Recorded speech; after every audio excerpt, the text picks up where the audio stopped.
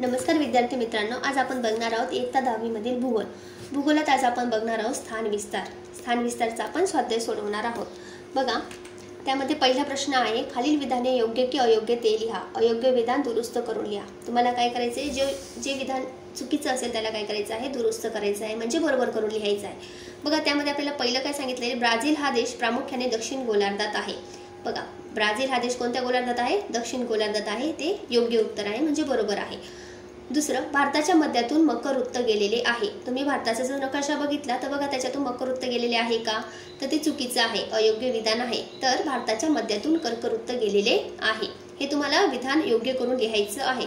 पुढचा प्रश्न बघा, ब्राझीलचा रेखावृत्तीय विस्तार भारतापेक्षा कमी आहे. ब्राझीलचा रेखावृत्तीय विस्तार भारतापेक्षा कमी आहे, हे काय अयोग्य विधान आहे. ब्राझीलचा रेखावृत्तीय विस्तार हा भारतापेक्षा काय जास्त आहे. ठीक आहे. पुढचं बघा, ब्राझील देशाच्या उत्तर भागातून विषुववृत्त जाते, तर हे विधान योग्य आहे. पुढचं, ब्राझील देशाला पॅसिफिक महासागराचा किनारा लाभलेला आहे, तर हे अयोग्य उत्तर आहे. तुम्ही ब्राझीलचा नकाशा बघितला, तुमच्या पुस्तकात दिलेला आहे, तर ब्राझील देशाला अटलांटिक महासागराचा किनारा लाभलेला आहे. भारताच्या आग्नेयेला पाकिस्तान हे राष्ट्र आहे. आता सगळ्यांना पाकिस्तान माहितीच आहे, तर ते माहिती अशी पण माहिती पाहिजे की पाकिस्तान हे भारताजवळ आहे, हे पण माहिती, पण कोणत्या दिशेला आहे. आपण काय म्हणतो की उत्तरेला आहे, ते उत्तरेला नाही. भारताच्या वायव्येला पाकिस्तान हे राष्ट्र आहे. वरती आहे म्हणजे ते उत्तरेला नाही, तर ते कुठे आहे, वायव्येला आहे. भारताच्या दक्षिण भूभागास द्वीपकल्प म्हणतात, तर हे योग्य विधान आहे. आता बघा पुढचा प्रश्न, पुढे काय सांगितले आपल्याला, थोडक्यात उत्तरे लिहा. त्यामध्ये म्हटलेले, स्वातंत्र्योत्तर काळात भारत आणि ब्राझील या देशांना कोणत्या समस्यांना तोंड द्यावे लागले. म्हणजे जेव्हा आपल्याला स्वातंत्र्य मिळालं, स्वातंत्र्योत्तर काळ म्हणजे स्वातंत्र्य मिळाल्यानंतरचा काळ. ब्राझील आणि भारत यांना दोघांना जेव्हा स्वातंत्र्य मिळालं त्यानंतरच्या काळात कोणत्या समस्यांना तोंड द्यावे लागले हे विचारलेलं आहे. तर बघा, स्वातंत्र्योत्तर काळात भारत आणि ब्राझील या देशांना प्रामुख्याने पुढील समस्यांना तोंड द्यावे लागले. तुम्हाला सुद्धा उत्तर लिहिताना अशाच पॉईंटनुसार उत्तर लिहायचं आहे. ठीक आहे. आता बघा, स्वातंत्र्योत्तर काळात पहिल्या 20 वर्षात भारताला 3 युद्धांना सामोरे जावे लागले. स्वातंत्र्योत्तर काळात भारतातील विविध प्रांतातील लोकांना दुष्काळांनाही सामोरे जावे लागले. आता तुम्ही मला कमेंट बॉक्समध्ये सांगायचं आहे की आपल्याला स्वातंत्र्य मिळाल्यानंतर आपल्या भारताला कोणत्या 3 युद्धांना सामोरे जावे लागले, ते 3 युद्धांची नावे मला तुम्ही कमेंट बॉक्समध्ये सांगायची. स्वातंत्र्योत्तर काळात भारतास विविध वित्तीय समस्या, आर्थिक विकासाचा मंद वेग इत्यादी समस्यांना तोंड द्यावे लागले. स्वातंत्र्योत्तर काळात ब्राझील देशात विविध स्वरूपाच्या वित्तीय समस्यांना तोंड द्यावे लागले. आता वित्तीय म्हणजे काय, तर आर्थिक समस्यांना ब्राझीलला काय द्यावं लागलं, तोंड द्यावं लागलं. म्हणजे तिथे सुद्धा काय झाली होती, ती समस्या उत्पन्न झाली होती. आता बघा पुढचा प्रश्न काय सांगितलं आपल्याला, भारत आणि ब्राझील ह्या दोघी देशात स्थानासंदर्भातील कोणत्या बाबी वेगळ्या आहेत. भारत आणि ब्राझील यांच्यामध्ये काय सांगितलेले, कोणत्या बाबी, स्थानासंदर्भातील बाबी वेगळ्या सांगितलेल्या आहेत. आता बघा, भारत आणि ब्राझील या दोघी देशात स्थानासंदर्भातील पुढील बाबी वेगळ्या आहेत. मी जसं तुम्हाला उत्तर लिहून दिलेलं आहे तसंच तुम्हाला लिहायचं आहे, वहीमध्ये सुद्धा आणि पेपरमध्ये सुद्धा. बघा, भारताचे स्थान पूर्णपणे उत्तर आणि पूर्व गोलार्धात आहे. तुम्हाला एका वाक्यासाठी सुद्धा प्रश्न विचारला जाऊ शकतो की भारताचे स्थान कुठे आहे, तर भारताचे स्थान हे पूर्णपणे उत्तर आणि पूर्व गोलार्धात. ब्राझीलचे स्थान उत्तर आणि दक्षिण व पश्चिम गोलार्धात आहे. बघा, भारत कुठे, उत्तर आणि पूर्वमध्ये. ब्राझील कुठे, उत्तर, दक्षिण आणि पश्चिम, म्हणजे फक्त पूर्वमध्ये नाही आहे ब्राझील. लक्षात ठेवा, पूर्व सोडून बाकीच्या सगळ्या दिशांमध्ये काय आहे, ब्राझीलचे स्थान आहे. भारत आशिया खंडाच्या दक्षिण भागात आहे. आपण म्हणत असतो की भारत कोणत्या खंडात आहे, आशिया खंडात आहे, पण आशिया खंडाच्या दक्षिण भागात भारत आहे. ब्राझील दक्षिण अमेरिका खंडाच्या उत्तर भागात आहे. जर तुम्ही इथे बघितलं तर भारत कुठे, दक्षिण भागात आहे आशिया खंडाच्या, आणि ब्राझील कुठे, दक्षिण अमेरिकाच्या उत्तर भागात. म्हणजे लक्षात येईल तुम्हाला दक्षिण उत्तर. फक्त तुम्ही गोंधळ करायचा नाही, भारत उत्तरेला करू नका आणि ब्राझील दक्षिणेला करू नका. तर भारत काय, दक्षिणेला आहे आणि ब्राझील दक्षिण अमेरिके खंडाच्या उत्तर भागात आहे. लक्षात ठेवायचं आहे. ठीक आहे. बघा पुढे, भारत व ब्राझील यांचा अक्षरवृत्तीय व रेखावृत्तीय विस्तार सांगा. आता बघा, भारत अक्षरवृत्तीय विस्तार, भारताच्या मुख्य भूमीचा अक्षरवृत्तीय विस्तार 804 अंश उत्तर अक्षरवृत्त ते 3706 अंश उत्तर अक्षरवृत्त आहे. अंदमान व निकोबार या बेटांच्या समूहातील 6045 अंश अक्षावरील इंदिरा पॉइंट हे भारताचे अति दक्षिणेकडील टोक आहे. तुम्हाला एका वाक्यात किंवा रिकाम्या जागासाठी प्रश्न विचारला जाऊ शकतो की भारताचे अति दक्षिणेकडील टोक कोणते, तर लक्षात ठेवायचं आहे इंदिरा पॉइंट. पुढे आता आपल्याला दिलेले आहे रेखावृत्तीय विस्तार. भारताचा रेखावृत्तीय विस्तार 68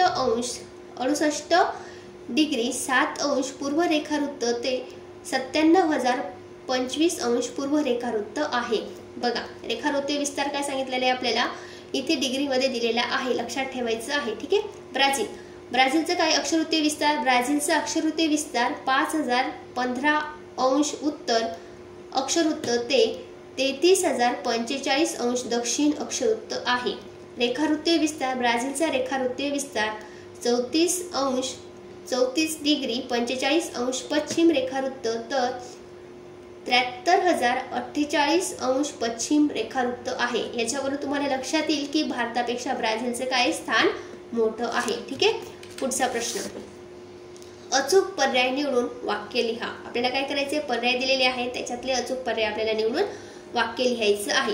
आता बघा पहिलं काय दिलेलं आपल्याला, भारताचे सर्वात दक्षिणेकडील टोक टिंबटिंब या नावाने ओळखले जाते। आता मी तुम्हाला मागच्याच प्रश्नामध्ये सांगितलं की तुम्हाला रिकाम्या जागासाठी किंवा एका वाक्यासाठी प्रश्न विचारला जाऊ शकतो की भारताचे अतिदक्षिणेकडील टोक कोणते। तर बघा आपल्याला पर्याय काय दिलेला आहे, लक्षद्वीप, इंदिरा पॉइंट, कन्याकुमारी आणि पोर्ट ब्लेअर। तर भारताचे दक्षिणेकडील टोक कुठले आहे, इंदिरा पॉइंट। पुढचा प्रश्न, दक्षिण अमेरिका खंडातील हे दोन देश ब्राझीलच्या सीमेलगत नाही। दक्षिण अमेरिका खंडातील ब्राझीलच्या सीमेलगत कोणते दोन देश नाही ते आपल्याला विचारलेलं आहे। पर्याय दिलेले आहे, Chile, Ecuador, Argentina, Bolivia, Colombia, French Guiana, Suriname, Uruguay. तर बघा दक्षिण खंडातील हे दोन देश ब्राझीलच्या सीमेलगत नाही, तर ते कोणते आहे, चिले, इक्वेडोर। पुढचा प्रश्न बघा, दोन्ही देशातील राजवट कोणत्या प्रकारची आहे असं आपल्याला विचारलेलं आहे। पर्याय बघा, लष्करी, प्रजासत्ताक, साम्यवादी, अध्यक्षवाद। आता बघा आपल्याला कुठलं आहे, आपली कोणती बरं, आपली जी राजवट आहे ती कोणत्या प्रकारची आहे, आपण वोटिंग करत असतो, बरोबर आहे, वोटिंग करत असतो, आपण मतदान करत असतो, म्हणजे काय, प्रजासत्ताक आहे। तर ब्राझीलमध्ये सुद्धा काय होत असतं, वोटिंग होत असतं, तिथे सुद्धा मतदान होत असतं। म्हणजे भारत आणि ब्राझील या दोघी देशांची राजवट कोणत्या प्रकारची आहे, प्रजासत्ताक प्रकारची आहे। काय करत असतो, प्रजा निवडून देत असते। ठीक आहे, म्हणून ती प्रजासत्ताक झाली। आता बघा पुढचा प्रश्न काय आहे, खालीलपैकी कोणता आकार ब्राझीलचा किनारी भाग योग्य प्रकारे दर्शवतो। तुम्हाला हा नकाशा पेपरला दिला जाणार नाही, लक्षात ठेवा। तुम्हाला फक्त काय दिले जातील, पर्याय दिले जातील। हा नकाशा मी तुम्हाला समजण्यासाठी इथे दिलेला आहे। पेपरला तुम्हाला नकाशा दिलेला जाणार नाही, फक्त तुम्हाला काय विचारलं जाईल की कोणता आकार हा ब्राझीलचा किनारी भाग आहे। आता जर तुम्ही इकडे बघितलं तर बघा हे जे तुम्हाला ब्ल्यू कलर मध्ये दिसत आहे हे काय आहे, पूर्ण ब्राझीलचा किनारी भाग आहे। इथे बघितलं तर उत्तर अटलांटिक महासागर आहे आणि इथे दक्षिण अटलांटिक महासागर आहे। आपल्याला सांगितलं होतं की ब्राझीलला कोणता किनारा आहे, अटलांटिक महासागराचा किनारा आहे। बघा पूर्ण बघितलं तर अटलांटिक महासागर आहे इथे। तर आता बघा ब्राझीलचा किनारी भाग कसा आहे, मग ह्या प्रकारचा आहे। ठीक आहे, तुम्हाला पूर्णपणे असं दिलं जाणार नाही, तर तुम्हाला अशीच एक डायग्राम सांगितलेली जाईल। बघा मग ब्राझीलचा जो किनारी भाग आहे तो कोणत्या आकारात येतो, तर एक नंबरचे जे काय आपल्याला पर्याय दिलेला आहे त्यामध्ये ब्राझीलचा किनारी भाग आहे। आता बघा पुढचा प्रश्न, पुढे काय दिलेले, खालीलपैकी कोणता आकार भारताचा किनारी भाग योग्य प्रकारे दर्शवतो। आता इथे आपल्याला विचारलं होतं ब्राझीलचा किनारी भाग, आता पुढे आपल्याला काय सांगितलं, भारताचा किनारी भाग। जर आपण भारताचा नकाशा बघितला तर बघा भारताचा नकाशा, तर इकडे बघितला आपण, ही झाली उत्तर, ही झाली दक्षिण, इकडे काय आहे, पूर्व आणि ही पश्चिम। लक्षात ठेवा, उत्तर, दक्षिण, पूर्व आणि पश्चिम। तर पश्चिमेला पण आणि दक्षिणेला पण काय आहे, पूर्ण किनारी भाग आहे। बघा इकडे बघितलं अरबी समुद्र, खाली हिंदी महासागर आहे आणि बंगालचा उपसागर आहे। मग आणि पुढे जर बघितलं इकडे तर इकडे काय येतात सगळे आपले काय, इकडे बघा हिमालय पर्वतरांग आहे। ठीक आहे, इकडे चीन आहे, पाकिस्तान, अफगाणिस्तान, नेपाळ, इथे सगळी काय हिमालय पर्वतरांग आहे। तर लक्षात ठेवा भारताचं बघा दक्षिण आणि पश्चिमेला काय येतो, किनारी भाग येतो। तर आकार बघितला तर कोणता आकार येतो, हा आकार येतो। ठीक आहे, बघा हा आकार येतो, म्हणजे पर्याय क्रमांक 3 हा काय योग्य आहे, लक्षात ठेवायचा आहे। ठीक आहे, तुम्हाला परीक्षेला अजूनही सांगते नकाशा दिला जाणार नाही, तो नकाशा तुमच्या डोळे पाठ पाहिजे। म्हणजे तुम्हाला जर पेपरमध्ये जर कुठल्याही देशाचं जर विचारलं तर तुम्हाला डोळ्यासमोर आपोआप नकाशा आला पाहिजे, तोंडपाठ नाही म्हणत मी, डोळे पाठ पाहिजे। ओके, बघा पुढचा प्रश्न, गोलार्धाचा विचार करता खालील पर्यायापैकी भारत कोणत्या गोलार्धात आहे। तुम्हाला पर्याय दिलेला आहे, त्यापैकी तुम्हाला काय करायचंय, भारत कोणत्या गोलार्धात आहे हे सांगायचं आहे। जर आपण विचार केला गोलार्धाचा तर भारत हा उत्तर गोलार्धात आहे। तुम्हाला काय विचार सांगितलेलं होतं तेव्हा, भारत हा आशिया खंडाच्या कोणत्या भागात आहे, तर भारत हा आशिया खंडाच्या दक्षिण भागात आहे। लक्षात ठेवायचं, आशिया खंडाच्या दक्षिण भागात पण उत्तर गोलार्धामध्ये भारत आहे। त्यानंतर पुढचा प्रश्न बघा, गोलार्धाचा विचार करता ब्राझील प्रामुख्याने खालीलपैकी कोणत्या गोलार्धात आहे? इथे सुद्धा असंच आहे, तुम्हाला पर्याय दिलेले आहेत आणि तुम्हाला उत्तर द्यायचं आहे. तर उत्तर काय? दक्षिण गोलार्धात.